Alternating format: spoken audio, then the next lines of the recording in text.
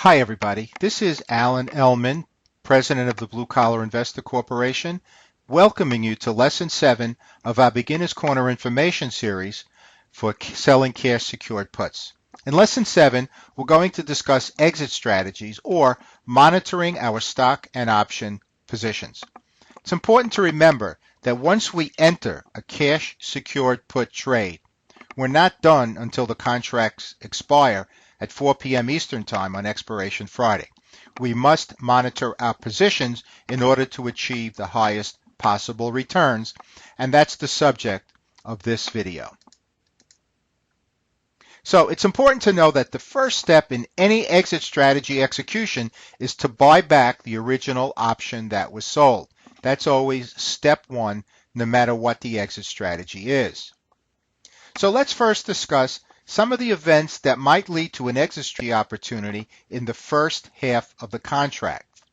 And we have three possibilities here. One is if the stock price falls below the strike price, that's the price we agree to buy the shares for, by more than 3%.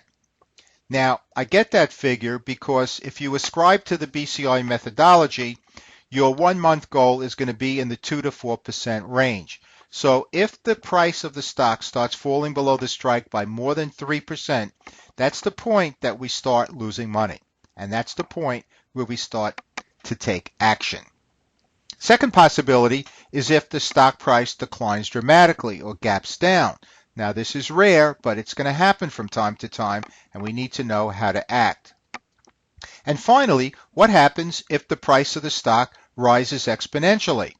Well, you know what? There are ways that we can actually make more money in this trade. And that's one of the exit strategies that's discussed in my latest book on selling cash secured puts. So for purposes of this brief video, let's highlight one of these three possibilities, and that's the example when the stock price falls by more than 3% below the strike price in the first half of the contract. So let's set up a hypothetical. In this hypothetical, current market value of the stock at the time we entered the cash secured put trade is $51. We sell the out of the money $50 put. Strike price is lower than the current market value, so it's out of the money. And the premium is $1.50. Now the cash required to secure that put is $5,000, 50 times 100, less the cash generated from the sale of the put. So our initial return then is 3.1%. Now, in this hypothetical, in the first half of the contract, the share price is going to go from 51 down to 48. 48 is 4% below the strike price. So at this point in time, we've generated $150 in cash on the sale of the put, but if the shares are put to us at 48, we will have a loss of $200 on the stock side, okay, giving us a 1% loss at that point in time. Now, you may want to stop this bleeding and buy back the put, get out of the position. Well, a reasonable premium would be $2.50, $2 of intrinsic value, right, because the strike price is in the money by $2, and 50 cents of time value. So in that particular case, we have a debit of $2.50 and a credit of $1.50, or a loss of $1 per share, $100 per contract.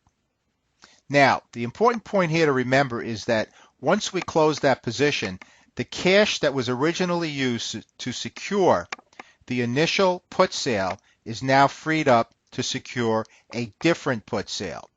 And that profit can be used to mitigate the $100 loss. You know, maybe it'll make it smaller, maybe it'll work it to a break even, or perhaps even turn that loss into a gain. Next, let's talk about some of the events that might lead to an exit strategy opportunity on or near expiration Friday. Okay, we have three possibilities here. One, the strike price of the put that we sell is in the money on or near expiration Friday with no earnings report due out the following month. Second possibility is the same thing. The strike price of the put option is in the money on or near expiration Friday, but in this case, there is an earnings report scheduled in the following month. And finally, the strike price of the put option that was sold is out of the money on or near expiration Friday. Well, in this case, folks, the option is simply going to expire worthless. All right, let's select one of these possibilities. In this case, we'll select the example when the strike price is in the money on or near expiration Friday with no earnings report due out the following month. And this strategy is known as rolling the option. Same hypothetical with the stock price at 51.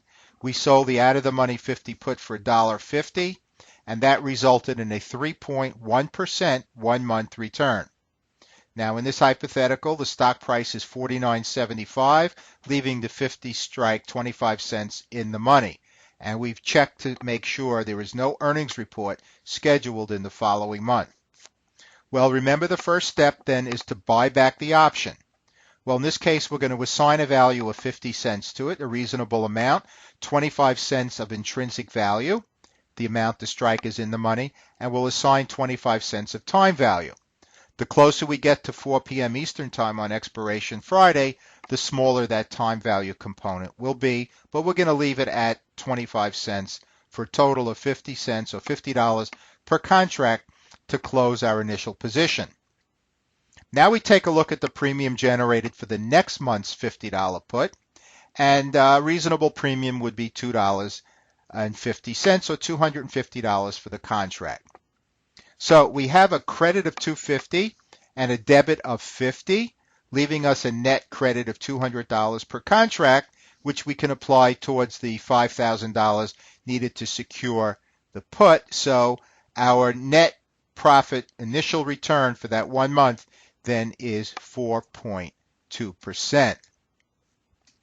So it's very, very important that after we enter the put trade, that we stay on our toes and have a look and make sure that we execute an exit strategy situation if the opportunity arises. Most of the time it won't, but when it does, we need to be able to react in a non-emotional way based on sound fundamental, technical, and common sense principles. So to summarize, all exit strategies begin by buying back the option, the put that was originally sold. That will relieve us of our obligation. It's important to focus in on the relationship between the stock price and the strike price, and that's one factor in identifying exit strategy opportunities. Is the strike in the money or is it out of the money? Time to expiration is another factor. Certain opportunities exist in the first half of the contract, others exist as expiration approaches. Keep an eye out for earnings report dates because we're not going to stay in a position with a particular underlying security if there's an earnings report coming out the following month. And this I promise you, mastering position management will maximize your returns. It'll help make you an elite put seller. And it's so important. There are 3 components that we must all master for this strategy. Same as covered call writing. Selection of the underlying security, selection of the appropriate option, and finally position management, which was the topic of this video, which I hope you enjoyed very much. As always, this is Alan Ellman, looking forward to seeing you at Lesson 8, President of the Blue Collar Investor Corporation. Take care, everybody.